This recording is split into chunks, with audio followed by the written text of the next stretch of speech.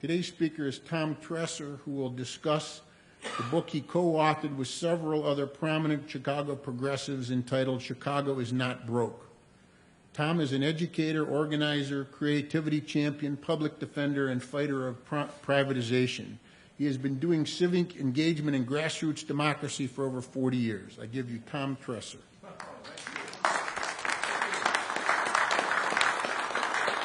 Thank you very much. Yes, I'm humbled to be your sermonizer here this morning. Yes, my name is Tom Tresser, and I call myself a civic educator and public defender. Public defender. Let that sink in. No, it's not about courts, but it is about justice. It's about the word public itself. And I'm a big believer in the things that have the word public in front of them. So usually when you're talking about a city and you say public, there's usually another word that comes after it. So when I say public, what do you think comes after that word when it relates to a city? Infrastructure. Like infrastructure. What other kinds of services and things do we get with public blank? Library. Libraries, yeah. What else? Courts. Schools. Transportation. Yeah, mass transit. Army. The public, sort of the first responders. Safety. Public welfare. Welfare and health. Arts. And the arts. And many others. Right, so public, public, public, public. And the one that you didn't talk about, but is very meaningful for me, parks. So, to me, that's what makes a city great. That's what makes a place, a country, great. All the public stuff that we list here. And when we say public, it means it's available for everyone at no charge and with no filtering. So you walk into the library and you consume the services. You walk to the park, the beach, you enjoy, you recreate. One thing that you didn't think about is the internet. It's also a public tool, a public space created by the taxpayers, and now it's a giant public space. So the idea of public, I just leave you with this idea that it is hugely important, not just for the economy, but for democracy. And therefore, I fight privatization and attempts by the corporate sector and the private sector to monopolize or monetize these things. Things that we built and maintained for the Commonwealth, which is another great word, Commonwealth. Things that we're all in this together, kind of thinking. So we, the people, maintain these things, and they have a rich heritage for the American democracy, the American economy, and the American, I would say, spirit and heritage. And so we must guard against any incursions to privatize these things for profit. So that's kind of where I'm coming from. I now revealed you all my biases, so you know where I'm coming from, you know, as someone who's coming before you.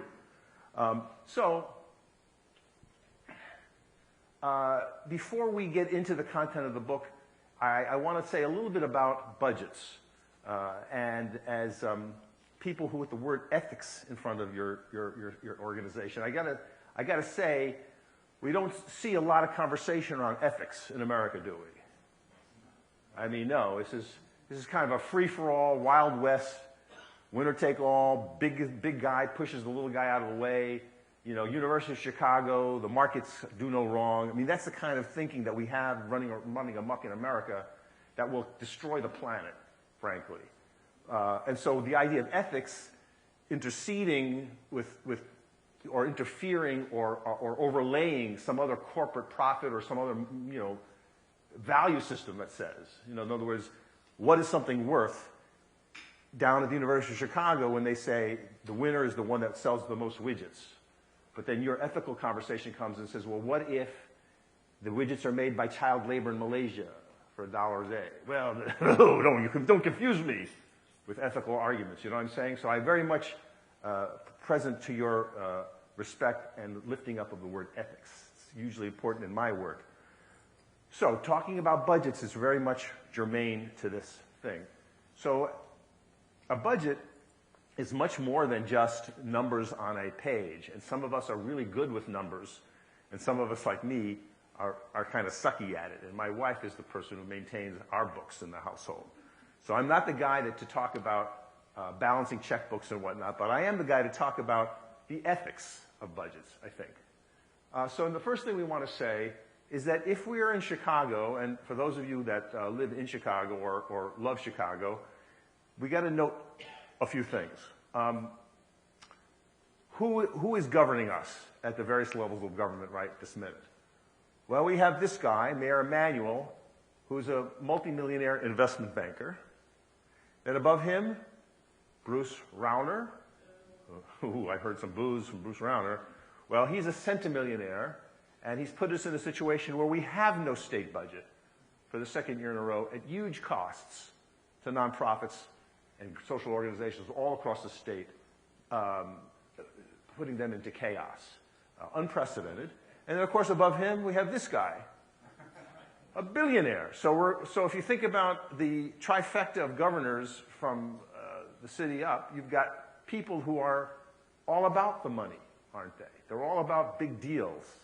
And I don't think, frankly, much about ethics in the way that we are cherishing them.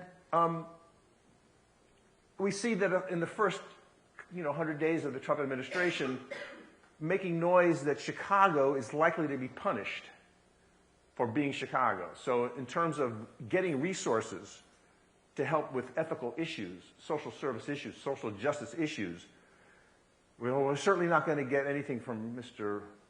Emanuel. That's not where his heart is. We're certainly not getting anything from Mr. Rauner. We don't even have a budget. So it's a fight every day in Springfield for the dime, for the hospitals, for the colleges, and so it's chaos, as I said. And we're certainly not getting anything from the Trump administration, and to the opposite, they are threatening to take billions of dollars away from us because we in the city are declaring ourselves to be a sanctuary. And I noticed that is consistent with your values. Am I right? The idea of welcoming the stranger? I think that's what I saw. Well, Chicago is trying to be the same thing, but the Trump administration is saying we could take as much as $8 billion from you on an annual basis if you're going to keep that posture. So the bad news is, in terms of Chicago's and budgets and money to solve problems, we're kind of on our own. It's kind of lonely on the side of the road there. Anybody coming to help us, pick us up, fix my flat tire? I don't think so.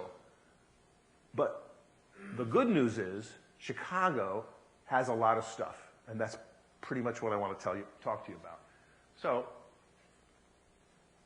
you've got to work with what you've got right now in Chicago in 2017 going forward to solve the problems that we are faced with. Okay, so a budget. When we're talking about a place like the city of Chicago, you can think about your own family as you make plans for the next year. You're thinking, or the next 5 years, you're thinking, well, I got a kid, she's going to go to college, so we got to put some money aside. Or we're going to fix up the kitchen, or we're going to make plans, so we have to save for that. Or, you know what, I want to go to Tahiti. So I don't have enough money to go to Tahiti, so I better start saving for that. So you're making plans for the future, and you're setting priorities. What's important? What's going to come before something else as you're making your plans? So Mr. Monkey here is putting his coins on the banana pile. Because that's what he's thinking important. And so has he thought things out? Has he really talked to Mrs. Monkey to think about these other plans, like fixing up the tree? They got to fix up the tree. But Mr. Monkey here is not thinking perhaps wisely or into the future, or thinking maybe too short term. But when you place your bets with your money, you're saying, here's what's important. I'm going to do this before that. And so, as I say, it's a roadmap into the future. A budget is a roadmap into the future. Because you see, the world as it is right now, right, the kid not in college, or the house without the remodeled kitchen or whatever, or your business plans but not the business. So you're seeing how it is now, and you're thinking, how can we get to that better future 5 years from now? And part of it is through planned work, but also money. How can I budget the dollars? And then you start thinking, well, I'm either going to have to make more to make my plans real, or I'm going to have to do with less. So I'm going to have to do, I won't have that extra banana split that I always have. I'm going to put that in the jar. So you have to make some adjustments, and so that's what you're doing. You're making a roadmap into the future. And therefore, we say a budget is a moral document. So that's why I want to say that it's just not numbers on a paper. When you're talking about a place like Chicago, it's your aspirations, it's your values. And so here's your values here on this paper right here. And so those values guide everything in this joint. Your programming, your budgeting, the things that you do, the things you celebrate, it all comes from that. And so same with the budget. That budget will tell you a lot about the place. But it's also a show card, a scorecard for who's winning and who's losing. In a place like the city of Chicago, despite what politicians say, like, for example, children, they're our most important assets. We love children in the city of Chicago. Have you heard politicians say that? Oh, yeah. Just like you hear employers say, workers are our most important assets. We love our workers. Well, these are platitudes and sayings that are very common. But, if you ever saw the movie All the President's Men, remember that? Remember the reporter meets the shadowy person in the parking lot who's the informer, the guy named Deep Throat? The Deep Throat guy seems to know a lot, and the reporter's like desperate, and so the guy's in the shadows. He's played by Hal Holbrook, right? He's in the shadows. He goes, follow the money. What do you mean? What do you mean? Follow the money. I'll get your answers. And then he disappears into the shadows. So regardless of what a politician says is important, what is important is where they spend money. And who is not important is where they don't get the money. So you follow the money, and you'll know really what's important to your city, where they put their money. And so in a place like Chicago, when you read a budget, you'll see who's up and who's down, who's in and who's out, who's getting profit from the budget, because people make lots of profit from municipal budgets. And I can say that after being all over the city in over 125 meetings in the last 6 years, most of the city is not winning. Most of the city of Chicago is not on the plus side. And so, as I say, a budget is a moral document. But unlike families, cities can create money through taxes and fees and other mechanisms. So unlike your personal family or your block club or something, the city has some mechanisms that are part of what it means to be a municipal agency, and they can create money, which is very important in our conversation. So, talking about bad choices. I put it to you that the city of Chicago has made some bad choices with respect to budgets. Can anyone tell me some bad decisions that have been made around money in the city of Chicago in the last, 5-8 years? Parking meters. Oh, that's the first one. People are like, I got to say that one. All right, parking meters. Parking meters. And by that we mean that Mayor Daley sold our parking meters to Morgan Stanley for 75 years. He went to the payday loan store. You never been to the payday loan store? I hope you haven't. But that's where you get a short loan, and it's like exorbitant, crazy through the roof interest. So here's $100, but you owe me $500. I mean, it's like that level. Well, that's what we did. Mayor Daley went to the payday loan store and got $1 billion cash from Morgan Stanley, which they got on the bond market. I mean, they just went to the capital market, which we could have done. So we got $1 billion, which we spent in about 15 minutes, and Morgan Stanley will enjoy a 10-to-1 profit. So they will earn $10 billion in profit over the life of the deal.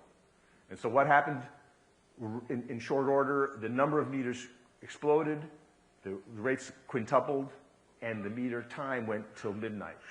And meters were placed where there were never meters. So 4 hits.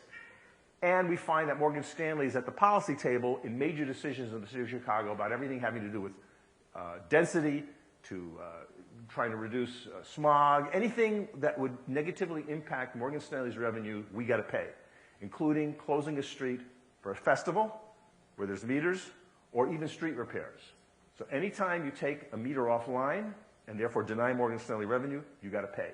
That's the deal that we did. That's why I vigorously oppose privatization. It's the worst deal in American civic history, and we're the laughingstock around the world of people who understand public, what it means to run a city for people. Bad deals, corporate crime, inside deals, Meshuggah cockamamie deals. All they have to do when people are talking in rooms like this around the world is they just show a picture of the meter, and people go, oh, stupid people in Chicago. Yeah, we can spend the whole morning on this one. But I heard someone else say the pension funds. So the pensioners are being messed up with. What other decisions that were made in the city of Chicago? Oh, the Olympic bid. Oh, my God. Yes, I spent a whole year of my life fighting that. Selling the Skyway. Another one. Millennium Park. Selling Skyway. Big money for Millennium Park. And we closed, didn't the mayor close something? What did he close? Yes, but more recently, what did Mayor Emanuel close? He closed schools. He closed 49.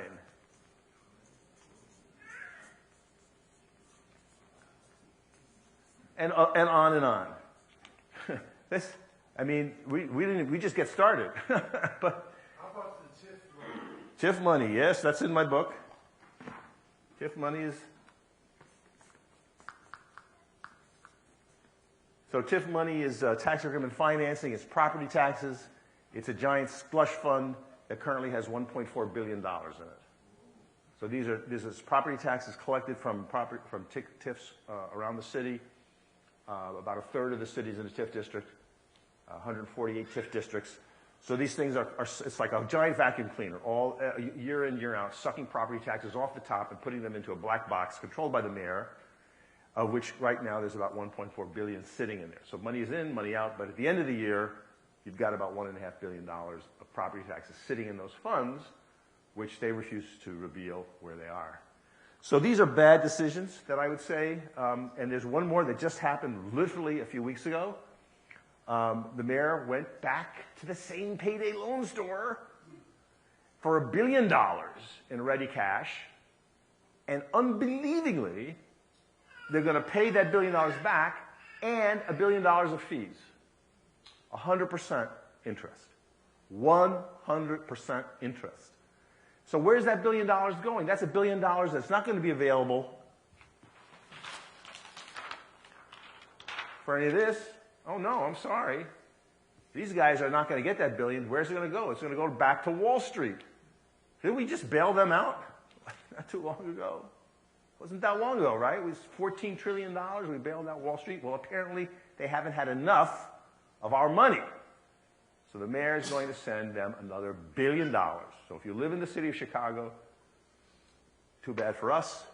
We're going to reach into our pocket and just take out like $100 and put it in an envelope and mail it to Wall Street. Because that's what he's done. Oh, but meanwhile, this is a real picture of a Chicago street. You got to take care of the basic block and tackling of cities. So someone said, the first thing that someone said here was public infrastructure. Well, this is your roadways, this is your sewers. We're talking about lead in our water, right? If we don't take care of this, we're going to poison ourselves, as we poison the people of Flint, Michigan. That's their government going down the privatization route by a Republican governor, and the people in Flint are being poisoned by their own government because they privatized and tried to save money and said, screw those black people in Flint. We don't care about them. And now the lawsuits and the civil suits will go on for, who knows, a generation, as people are sorting through the ills of what happened to them in Flint, and they're pointing fingers, and people are going to go to prison, and who knows what. But when a city forgets its infrastructure, you get Detroit and you get Flint. Well, we don't want that for Chicago, do we? Well, but the other thing that we say is a negative consequence of bad decisions is opportunity cost. So if we're putting money, you know, in the wrong way through all these and many, many others, we could have like many pages on this chart right here, then we're not paying attention to something else. And I would say this is a very ethical dilemma. I put it to you, it couldn't be more ethical. And we have this.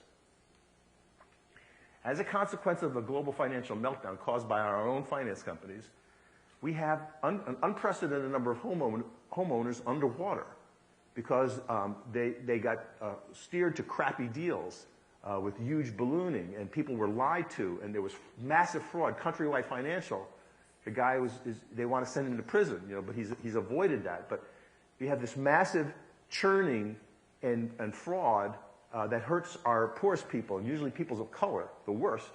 And so people have lost their homes, usually in the south side of Chicago. You go through Englewood and you go through other communities, and you'll see vacant lots, boarded up homes.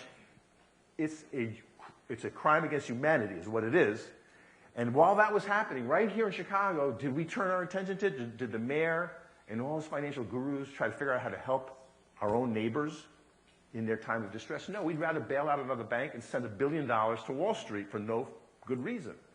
So I would say that's a pretty big ethical conundrum. Would you agree? Yeah. You know, so it's your values being present or not present in the running of our city. I mean, I can't give you a more powerful example than this picture right here. And God forbid anybody in this room has a house that's underwater or has friends or elderly ones who are struggling because they signed a paper thinking that it was going to help somebody, and then they were really lied to, and that's what happened over and over again. And so we go the other way. To raise the money necessary to run a city like Chicago, we do the wrong things. We put the taxes and the fees on the poorest people. It's very regressive. And in the case of the 2016 and 2017 budget, we're talking, you know, another $1,700 a year per person, huge rises in the property taxes, and regressive fees for your sewers and your trash and your now there's a soda pop tax, right? A plastic bag tax. Oh my goodness. And don't forget the red light cameras, which, anybody been snagged by a red light camera? Yes. Sucker. Well, it's just another, I call them scammers. They're scammers. But again, they tend to be more present in communities of color, you know, and grabbing people that really can't afford not to. It's like you can't wrangle out of it. You can't not pay. You may need your car to get to work. I mean, they got you by the short hairs in many situations. So that's the wrong way to go. And you can see that the budget for this year was passed 48 to 0. To 0. Not one dissenting vote. And by the way, the Mayor Emanuel, had no public conversations about the budget, the 2017 budget. None. Why? Because just like the Republican congressmen who are being chased out of their own town meetings, he was afraid to meet the public. So the budget hearings are normally, say, in the September-ish, October-ish time period, and that's when usually there's some public forums, usually in the city colleges. Hundreds and hundreds of people come. Now, it's a kind of a dog and pony show, I grant you, but traditionally that's where the mayor and his senior people go to face the public. They do a kind of a 10-minute PowerPoint about how great they are, but then it's an open mic. You come to the mic and you get 2 minutes and you say your piece, and the mayor's right there. And I mean, that's what passes for democracy in this town. But we didn't even get that. Not even that. He didn't even do us the courtesy in 2017. And so this is what we get, 48 to 0. However, there is a place where we are talking about budgets, and that's in rooms just like this. So give yourselves a round of applause, because you're here. Come on, give yourselves a round of applause. You showed up on a Mother's Day, on a beautiful Sunday day, to talk about this stuff. And that's what we need. We need more democracy at the grassroots. And so we've done meetings like this all over the city since the book came out in July of last year. And today is the 47th public meeting around Chicago is Not Broke. How about that? Pretty cool, huh? So we seek conversation. We want conversation. We want to expand your civic imagination. That's really what my goal is to blow your civic mind about what is possible and not possible in the city of Chicago. Because what these guys are doing is shutting all this down and sending the money in the wrong direction. Okay. Let's talk about Chicago is Not Broke, Funding the City We Deserve, a compilation of short, pithy articles, eminently readable, lavishly illustrated. It starts with Ralph Martier's A Guide to the Chicago Budget. Now, Ralph is our greatest civic expert on finances. He's often called upon by the legislatures and unions and civic groups to testify. He's a professor, and what he's done is cooked up a primer. And so, if you do nothing but get through the first chapter of the book, you are armed and dangerous, and you can have a civic fistfight with anybody. Boom, boom. They talk about budgets, you go boom, boom, budgets. So you'll be a smart, and you'll have a good grounding to further your studies. And then you'll be able to digest other articles and things that you read, and you can go back to that article and go, Dr. Ralph said this, and that's the start of a good critical thinking intelligence around this topic. So thank you for Dr. Ralph for that. But then we have three big buckets. So this is how I encourage us to think about this very complicated subject of the budget of the city of Chicago, which is on the order of $18 billion a year. So it's quite a big number, but it's very helpful if we think in sort of shorthand terms. So this is how I do it. The first bucket of money is money they're stealing from us. Yeah, this is money that we shouldn't have to have spent in order to continue to spend. And you can think of this as good government 101, right? This is the stuff that you'd see in any civics class, and any governance class, at any college freshman level, don't do these. Bad idea.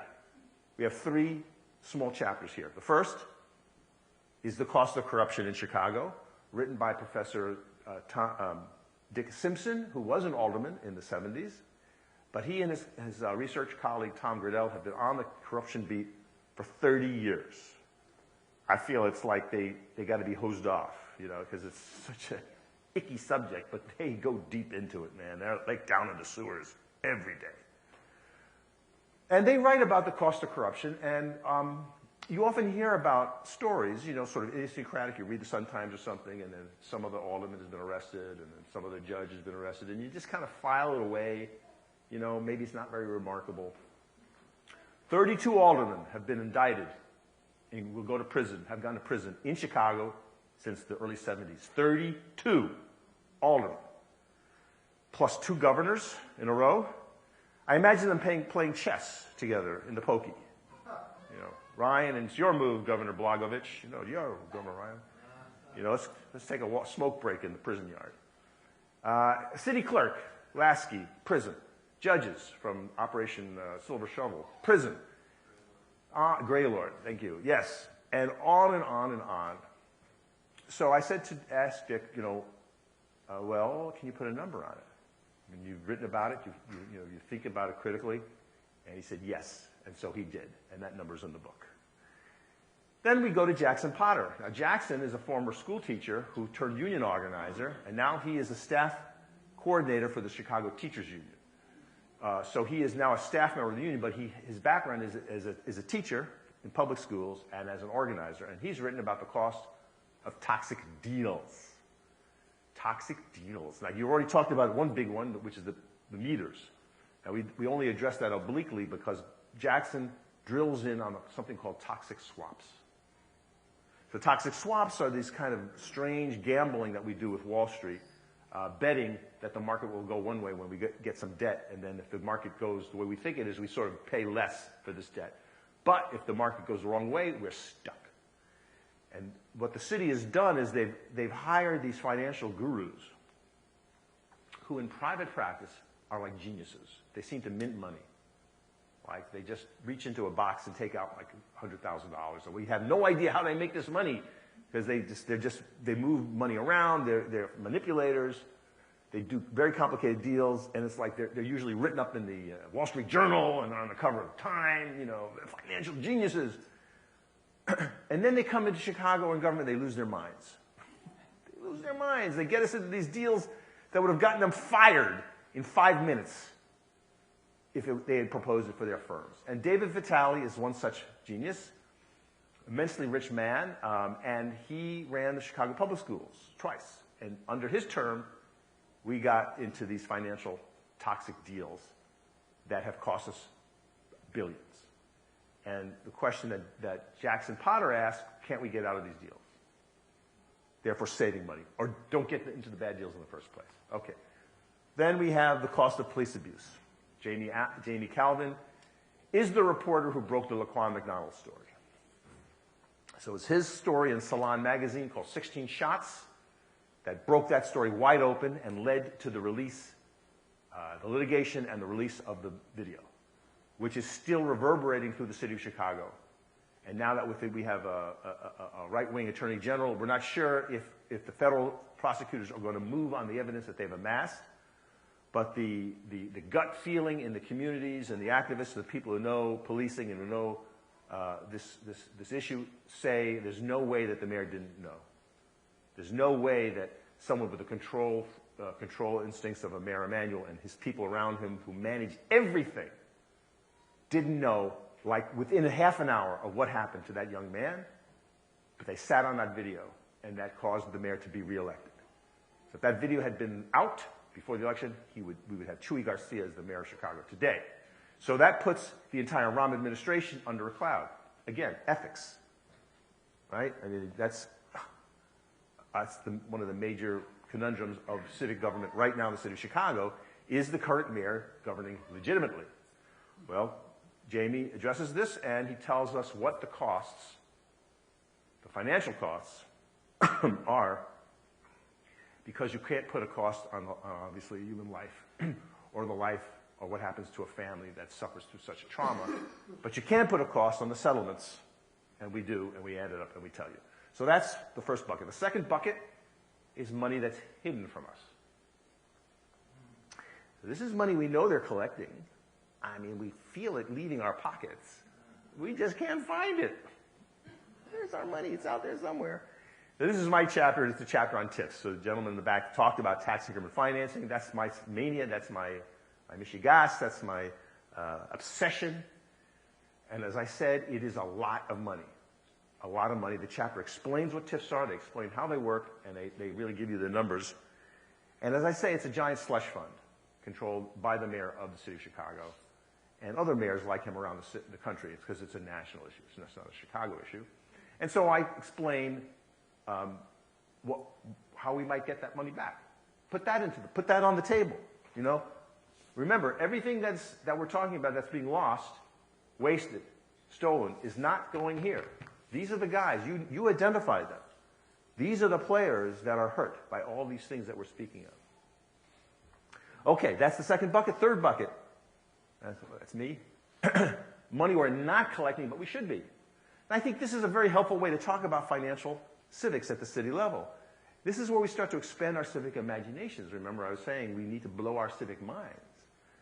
So here we're saying there are some things we could do that are being done elsewhere.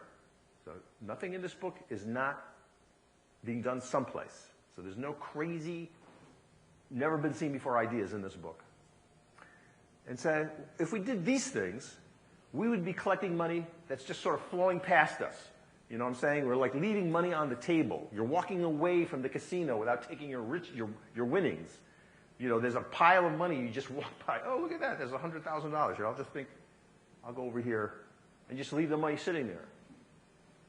So we're saying, let's not do that. Let's be proactive again and do these things which are being done elsewhere but not here. And all we're saying is, why can't we at least discuss them? And having that civic conversation, which is kind of what we're starting to engage in, is the start of the process. So these are three ideas in this chapter. The first is a progressive income tax for the state. That's written by Hillary Denk. She's on the state board of the League of Women Voters, that radical group. Whoa, League of Women Voters, whoa. They're going to come to register you. Yeah, they're about 100 years old, and they've been working in the civic space for almost 100 years. And, of course, their major thing is getting you to vote and protecting the vote, you know, as the basic molecules of democracy. But they do a lot of policy work, and this is not necessarily known about the League, but they go deep into good government practice. And one of the things they've been trying to fight for in this state for at least 20 years is a progressive income tax. Now that means the rich pay more. The rich have more.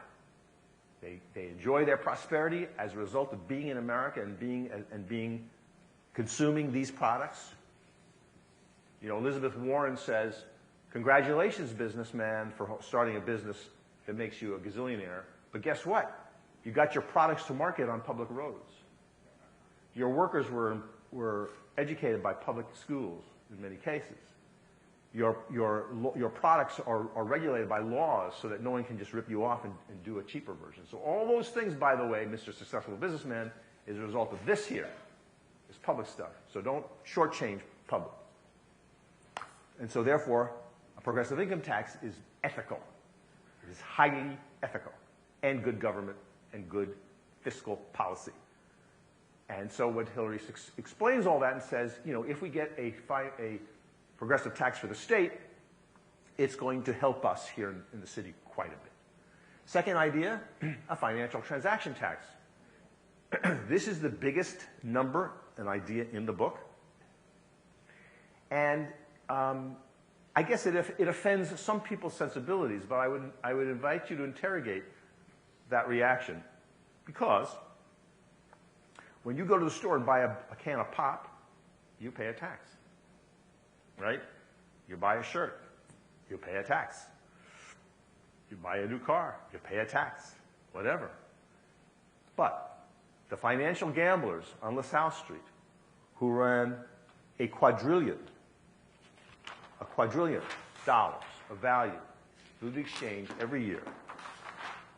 So a quadrillion looks like this. There's a 1, and then 1, 2, 3, 4, 5, 6, 7, 8, 9, 10, 11, 12, 13, 14, 15, 16, 17, 18. That's a quadrillion. That's a real thing. That's how much value is passed through the exchange in 1 year. No tax. Just that exchange? Just that exchange. So what the authors of this section, Professors Bayman and Barkley, suggest that if you take just some set of those exchanges, not even 100% of those exchanges, just the exchanges that we have a monopoly position on, that is to say that they cannot be traded anywhere else in America. Just take those products and you put $1 fee on the seller and the buyer, each contract. Each party pays $1. Based on the volume, it's $12 billion in 1 year. And for the sake of argument, we said, if that's how much would be generated by 1 year's worth of fees on these specific products, then let the city of Chicago take a percentage of that equal to the percentage of the population of Illinois that it contains. Just as a place to start the conversation, that's $2.2 billion. So we'd be willing to split that $12 billion with the state and the county. And I guess if the feds need some too, they can take some of it as well. But give us $2.2 billion, or we'll be happy with $2 billion. I don't want to be a pig. $2 billion a year from the financial exchange. That alone, if Mayor Emanuel had put his investment banking chops and all his contacts and his Rolodex and the fact that Ken Griffith is his go-to guy and who's one of the wealthiest men in America, and J.B. Pritzker and all these other billionaires, if Rahm Emanuel had used his famous aggressive ways and put all those guys in a room and knocked their heads together and said, I need a financial transaction tax to run this city for everybody. You guys are going to make it happen for me. Savvy? You know, can you imagine that meeting? If he'd done that in his first year, so now we're 5 years, 6 years. So we'd be 6 years into his, so say it took a year to get started, we'd have 5 years times 2, we'd have $10 billion more money than we have now. Had he done that. Anyway, we invite you to consider this idea. It's often called a Robin Hood tax. So it's an idea whose time has come, and it's in play in about 28 markets across the world. Okay, final idea, a public bank for Chicago, written by Mara Enya, who ran for mayor in 2015. She's got a PhD and a law degree. She's one of the smartest policy wonks I know. And we invite you to consider what would happen if the people of Chicago owned its own bank. head is exploding. And so that the bank would be existing to serve the people and not rape the people, not rip you off. And so is there any place to look in America to understand what that might look like and how it might work? And yes, there is. I hear you. This is a learned crowd. Yes, sir. The Bank of North Dakota. I invite you to Google it. Look it up. It's 100 years old. This is a prairie, Republican, conservative state that's had a bank working for its people for 100 years. And it's the reason why North Dakota's economy is the best in the country and has weathered all the crazy changes, even the oil shale up and downs. The price of oil was great, and then it went into the toilet. Their economy is solid. Look it up. No small bank has failed in North Dakota in 15 years, whereas here in Chicago we lost Seaway, we lost South Shore. Now, the South Shore Bank was a socially conscious bank, very ethical. It would be on your wall. They helped people in the South Side, including black families and small businesses for decades. But when they went under, when they were troubled, did we lift a finger to help them? No. Adios, muchachos. Again, an ethical decision. So what does it mean if I'm a person, a customer, a consumer in North Dakota, and I avail myself through various means of the services of the Bank of North Dakota? It's cheap credit. That's what it is. I can do things and cost me less, like going to school. Student loans are 4 to 5 points cheaper for the comparable education in North Dakota than here. We ran the numbers, and that's in the book too, but we suggest under one scenario that a student in North Dakota versus a student in Illinois for the same kind of deal, the student in North Dakota is going to have $5,000 to $8,000 more in their pockets at the end of that loan period for one kid. So where happens to that $5,000 to $8,000 that they get to spend? They keep in their pockets. That's money they invest. That's money they can hold on to. They consume other things. The people in North Dakota then benefit from that virtuous recircling of money. So in other words, instead of shipping that $8,000 to Wall Street again, you think I'm getting a theme here in my remarks. We keep shipping money to Wall Street for no good reason. The good people of North Dakota is going to keep that money in North Dakota to benefit themselves. You see the principle here of recirculating, keeping things going at the local level. First-time homeowners, small businessmen, expanding their businesses, farmers keeping their farms in the family.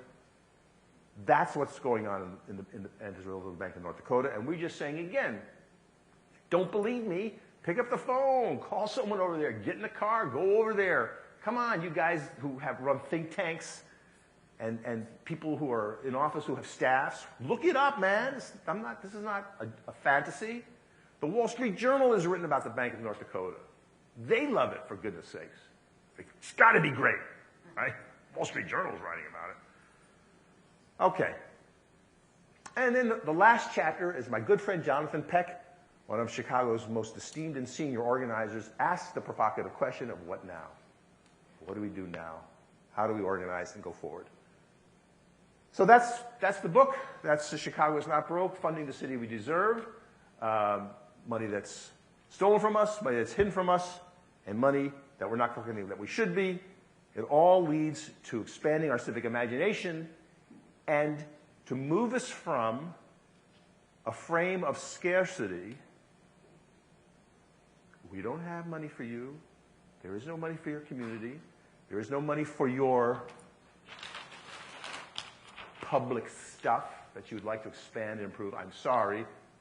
To move from that phony dialogue of scarcity to one of civic abundance and unlimited civic possibilities. That's the book. Thank you very much.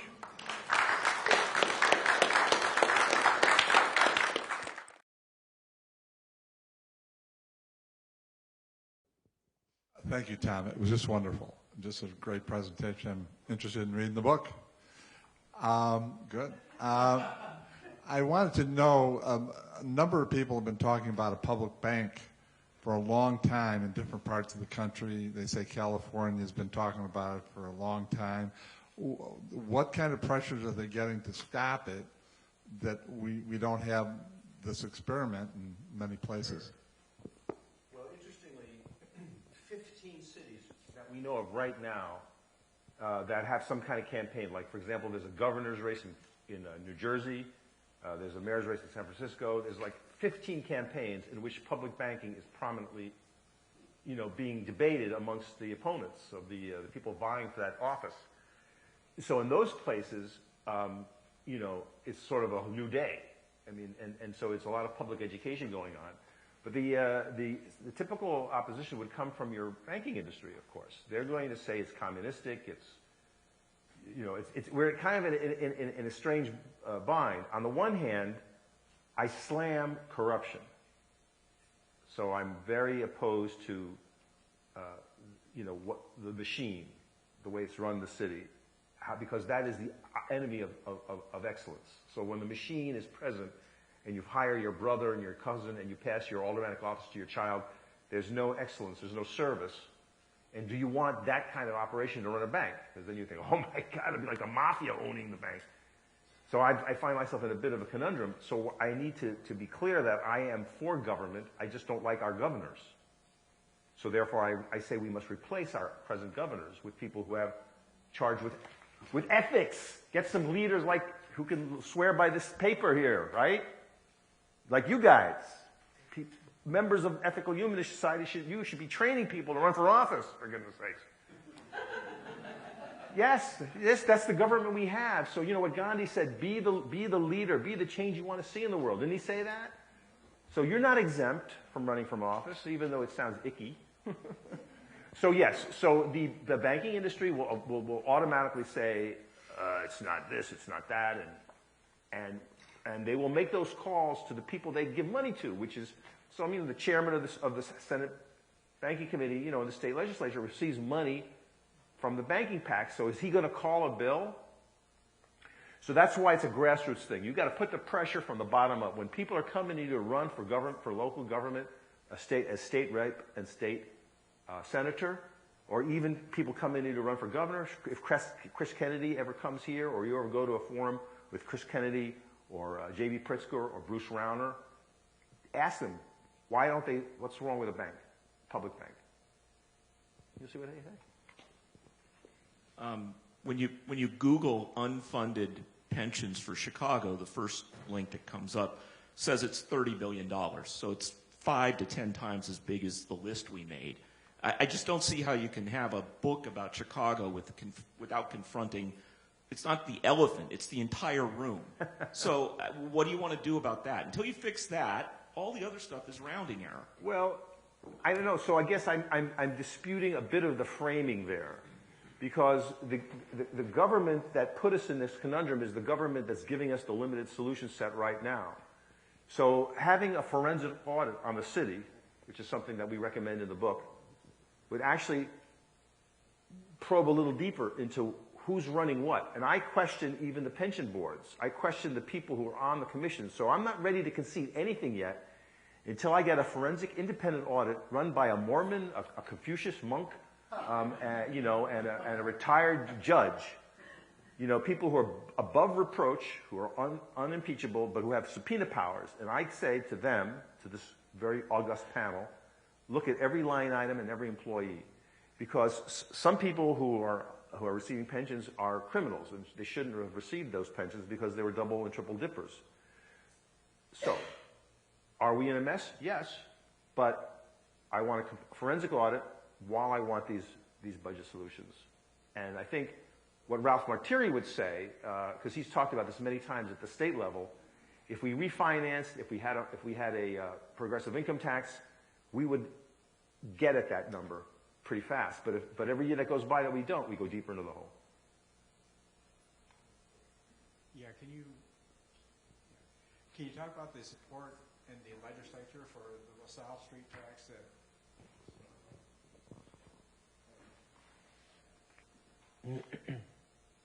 I think the question was what's going on in the legislature with the LaSalle Street tax. Right, because that's what you talked about, the taxation of the electronic transactions for stocks and bonds.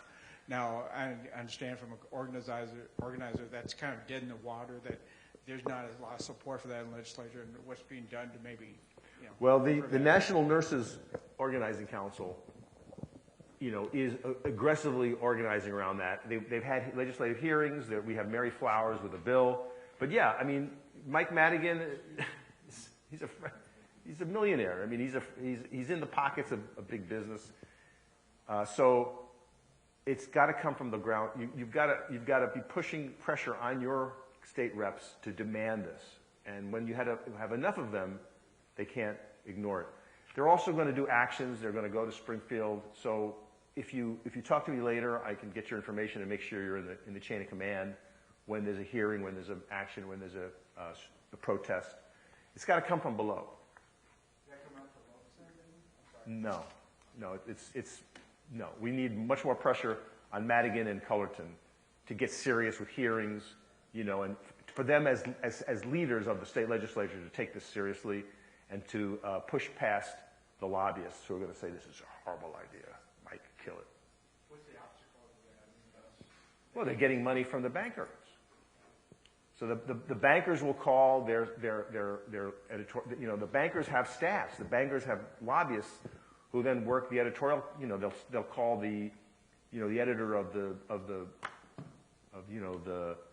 Rockford Sun, you know, and just say this is the worst idea, you know, and then the editor of the Rockford Sun will never hear about the Bank of North Dakota.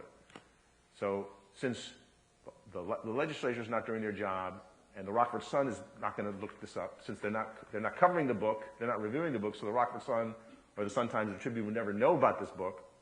It's on us, like it is on a lot of good things, to work from below.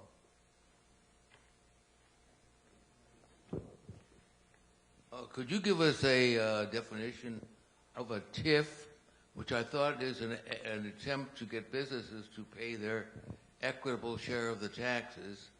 And what do you think, and may I ask too, what do you think about the DFA, Democracy for America, who are talking about, pressure from, well, largely the middle class to be more equitable and fair? So tax increment financing is a tool that is run by your city. So it's always inside the city. So a TIF district is controlled by your mayor. So the TIFs of Chicago don't bleed over to Evanston, and the TIFs of Evanston don't go into Wilmette, et cetera. So there's always specifically to a city. And they're usually created to spur economic development, which means building something that will spur or create property taxes and jobs in a place that's blighted. So that's the word that they use, blighted, but it is a very loaded term. It's a racially charged term. It's an ethical term, because in Chicago you have to ask who blighted who. So we have a history in Chicago of redlining and disinvesting in communities, which causes blight. But nevertheless, the law says if you can prove that your community is blighted and you want to build something, a TIF can actually give you money. The city will give you money. It's not a loan. It's a gift to the developer to create that project. And then the TIF district captures every penny of incremental tax for the next 25 years. So it is the opposite of what you just said. The TIFs rob the treasury of property taxes and place them into a sequestered black box, inaccessible to the public, hard to scrutinize. And as far as the DFA, they're great. I love them. I've taken their training. I love them. I love Bernie's new group, Our Revolution. I love Paul Wellstone's legacy organization, Wellstone Action. All those offer excellent training for how to run for office and how to think about citizenship. Yeah, they're good. Thank you. You really depressed me. And so, and actually, that's the truth. As I toured this country, Chicago seems like a tremendously vibrant city. I mean, I can go to some of the other places. So something's been going good happening in this place. Not evidently, it's perilous, but Emmanuel and the other people who ran this place did some good. And then the last thing I noticed is not an ethical word, but what about a casino in Chicago? Is that a possibility? Casinos. Yes, the mayor loves that idea. It's my thinking that that is what's happening They're paving the way for that in the convention center. We're giving the Marriott's Hotel $55 million from the TIF funds to build the new Marriott's Hotel next to the DePaul Arena.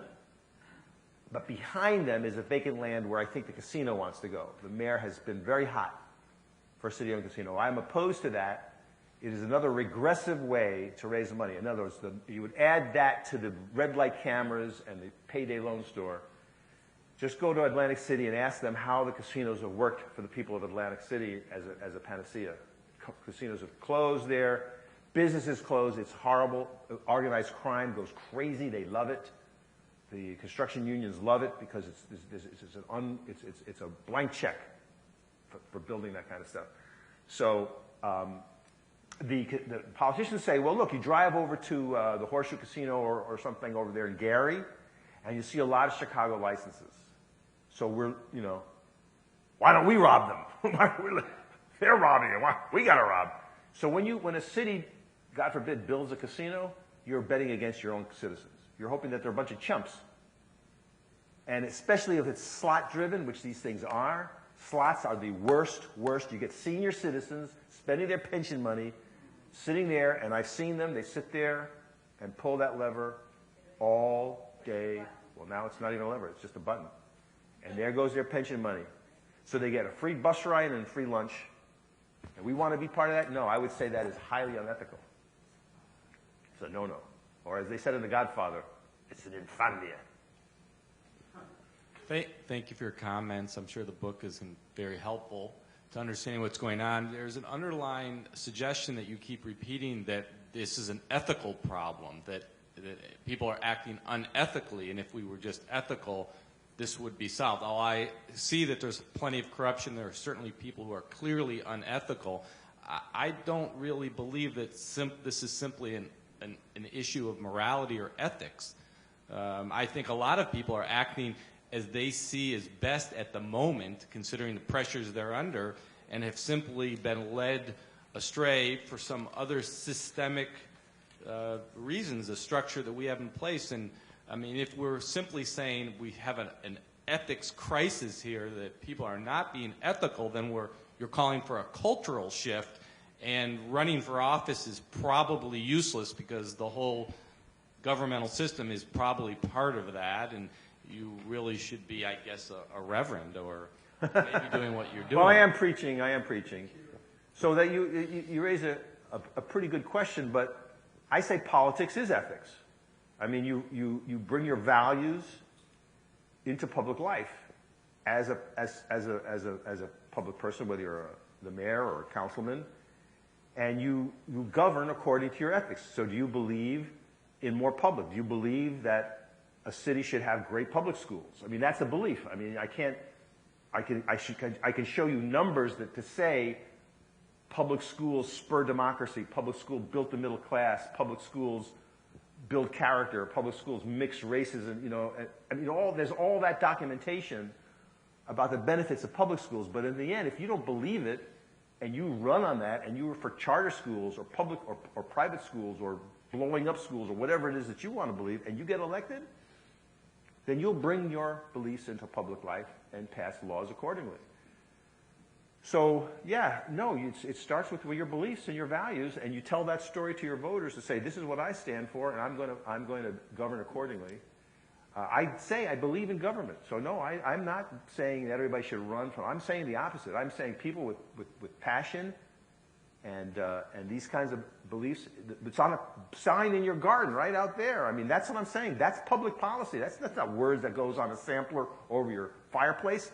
Those are guiding principles to write laws by, that you hire judges by, that you appoint commissioners by. That document that's in your garden, that's a governing document. That's not just feel good, like kumbaya and let's have spaghetti together. So no, brother, I part ways with you by saying, yes, there's a lot of dysfunction in government, no doubt. But if we give up on it, then we get Trump forever. If we give up on government, we get Trump. And we haven't just begun to see what he's going to do to us. We've seen what Rauner is doing to us. So like I say, I'm a strange critter. On the one hand, I'm pounding government. I'm saying they've done corrupt deals. There's some bad actors. get them out. Over here, thank you so much for your talk. One question I have is, long ago I heard when studying economics that one of the factors in a city's either like culture or perpetuity of corruption is the idea that how smallly divided, like say the aldermanships or parishes or something of the city are. And a fellow student of mine when I was in college was studying and claimed, and of course, I was out east, so of course I got a lot of claims about how bad Chicago was. So that colors his perception, but when he was studying it, he said part of the reasons that corruption is able to thrive in Chicago is how smallly divided these aldermanships are. Do you think that is a factor in that? And if so, how much of a factor? So you mean like we have 50 aldermen, and like Los Angeles has like 11 or something? Well, some people think that that small representation is good, and some people want even smaller. So like you should govern in like a 10-block area. So some people are thinking like a little village. You can walk to work, walk to school, walk to shop, and so you need like 100 villages in the city. So I don't know if we'd have like 100 aldermen. The culture of corruption goes deep into Illinois. I mean, the vote rigging started when the city was incorporated in 1832. So Simpson and his colleagues have written a book on corruption in Illinois that is unbelievable. So you have the machine, well, you have structurally, you had two people in power, father and son, for 50 years. So this is very unusual, in America, where you have the Daleys run the show with such an iron fist. So at the height of his power, Mayor Daley I had 40,000 jobs that he controlled between the county and the city, because he was also the chair of the Democratic Party. And that is a structural thing that he did, he engineered that as a shrewd politician. So we have to undo that. So right now, Joe Barrios has that position. He is one of the most corrupt officers in local government. He is your assessor. So if you voted for Joe Barrios, it's on you. You put him in there. He has 12 of his family members in local government, 12, and he's happy as a clam about it. He said, go do me something. I'm a constitutionally elected officer. You can't, he was saying this to another one of the sheriff, and he was saying this to the Cook County prosecutor. I got elected. You can't touch me. I don't have to sign your documents.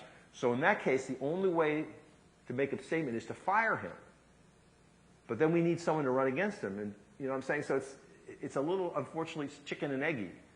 We got to find someone who's good with numbers, who would put his name on your paper as a certified accountant, good man with numbers, good person with numbers, and say, I'm going to challenge Joe Barrios, and I will be the most ethical keeper of your numbers, and not give breaks to the so what Joe has done over the years is people have come to him, property owners hire lawyers to come before Joe and say, my hotel is not worth $1 million, it's only worth $500,000, and so I get $25,000 break on my property taxes. Oh, Joe Barrios says, you're right, you're overtaxed. That $25,000 that he just forgave that property owner goes on us. He's done that over $1 billion. So Joe, in his career, has shifted $1 billion plus from wealthy property owners, like the guys that own the Lincolnshire Hotel and whatnot, onto us. And then that lawyer who came before him and argued, he then goes and gives money to Joe's PAC. And that's all out and open. And then Joe runs as the Cook County, he's the chairman of the Cook County Democratic Party.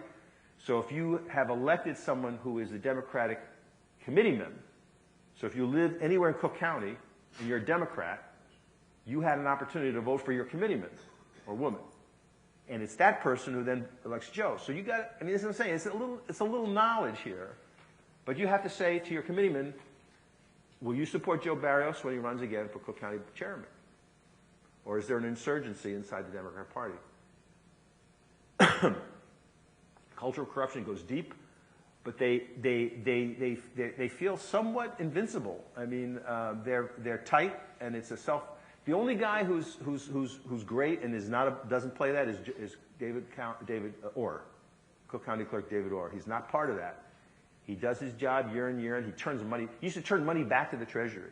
He embarrassed the hell out of the machine because he ran his Cook County Clerk's office so well In the first few years of his administration, he turned money back to the government. But he's done all, he was the first to issue licenses to same-sex marriages. He's got a great voter registration campaign. He has outreach. You look on his site, there's maps. I mean, he's done way beyond what the normal duties of a clerk are. So he was a former alderman and a history professor in the Loyola area. So there's a guy who would have been in this room. Like if we had this meeting 30 years ago, David would have been in this room, one of you guys.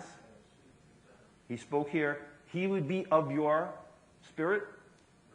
And he chose that path to go from being a history professor to public life as an alderman. He was mayor for one day. After Mayor Washington passed away, he was the pro tem mayor. And then, of course, he got elected to Cook County Board president. He's about ready to retire. Cook County Board clerk. He's about ready to retire. And I hope that he has the muscle to pull someone up after him, someone who's like him. But see, these conversations that we're having go back and forth between policy and ideas and power politics, like voting for office, pushing someone out. These are uncomfortable conversations sometimes to have in different spaces.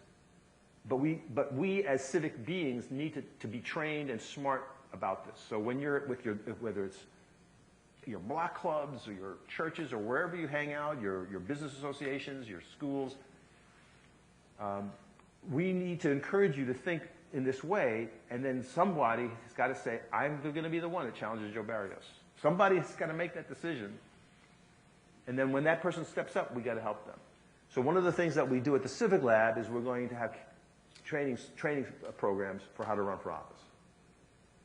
How to run, how to win, how to govern, privatization 101, TIFs 101. So we'll be offering all these little workshops so that when citizens like yourself say, like, I feel like I got a bug in my bonnet, I'm kind of interested in knowing, how do you run for office? Like, is it a big deal? How much money do you need?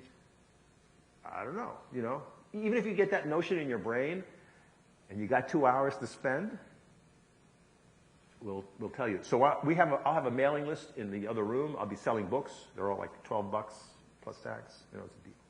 It's a real deal, kids. It's the book with the answers. $5 billion of answers for $12. But yeah, sign the mailing list if you would. Then we'll send out information about all our future work and classes and so forth. I think I'm next in line here. Oh, yes, thank you for your lecture. Fabulous knowledge, as you say, combining knowledge of government workings and finance. And I have sort of two questions, if I can get away with it. First of all, could you tell us about your personal history and how you gained all this awareness? And number two, Lawrence Lessig has identified a central problem as being the influence of money on government. And apparently there are a few states that have adopted reforms that somehow insulate elected officials from the influence of money. And I was wondering if you might know anything about that. I don't. Okay, thank you for the questions. The first is a little bit about my own background. Well, I came to Illinois in 1980 to be an actor, so I was a Shakespearean actor. Yeah, crazy, huh? I had hair and everything. Yeah, I was an actor, and then I was a theater producer. So all I cared about for a long time was just how my little theater was doing, selling tickets, et cetera, writing grants, sort of nonprofit 101, back in the day. We're talking about in the early 80s, building that nonprofit, struggling with it, writing grants, putting an ad in the newspaper, all the things that a little nonprofit does, not unlike this organization here. This organization has a budget, it's a nonprofit, it's got to worry about where the next dollar is. I noticed there was a collection. Part of your culture is to tithe. So the value proposition is if you like this place, pay. Because it's going to go away unless you help. Is that right? So you're saying like, hey, I like this. This is a valuable thing. I'm getting something. There's fellowship. There's knowledge. Okay, I'm reaching into my wallet. Here's $10. Did you have to do it? No. But that transaction that happened while the music was playing is critical because you gave of your generous spirit, but these guys already were generous, weren't they? By building this place. by manning this place and staffing this place, I'm imagining that all the people that are here are volunteers. There's a lot of volunteer labor to make a place like this work. So their generosity, you are benefiting from it right this minute. And so it's kind of on you to say, well, I'm just going to freeload. I'm going to come in here and just sip the wine and have a sandwich and leave. Or no, here's $10. That's a little bit about what I can do. Or no, I'm feeling generous today. Here's $100. I'm feeling really great. Well, that kind of transaction, is kind of how I was learning a little bit about the dynamics of power in America. So, like, why is it so hard for nonprofits to operate? Why can't we get more justice in the world? Because we're unorganized. We have no power. So I spent a lot of time in the arts until 1990 when we had what was called culture wars. Does anybody remember culture wars? Somebody said, yeah.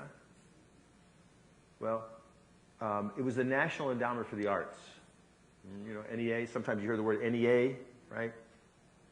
The NEA was coming up for a reauthorization in 1991, but some far-right politicians were attacking it. Jesse Helms, Senator of North Carolina, James Dobson, a Focus on the Family, and other right-wing evangelicals were attacking the arts. And so I left the world of arts to become a champion for the arts. And that's where I became a student of organizing power and politics and who these people were. I mean, I never heard of Jesse Helms, senator, a conservative senator from North Carolina. Why is he trying to destroy the NEA? What is going on here? There's something going on in America that I became concerned about. And what my analysis was is that there is an infrastructure, an architecture of right-wing organizations loosely orbiting each other, like the Dark Star, the Death Star, And there are funders that fund these groups. There's the Sciaffi Foundation, there's the Heritage Fund, there's the Cato Foundation. There's what I'm calling an architecture, and they are trying to take us back to 1830. So this is my personal one-sentence civic analysis. The Koch brothers would be the latest manifestation of this infrastructure. Their job is to take us back to 1830 for slavery, no regulation on business whatsoever, and if it's not slavery, it's basically slavery. So, basically, don't pay for labor, and don't regulate business, free for all, and no public shit of any sort. That's what these guys are doing, and that was my personal analysis of what was happening, and I was right. So I left all that to become an organizer. That's my story. What was the second part of your question about? I think we need to wrap up. All right. I really appreciate it very much. Sure. Thank you. Thank you.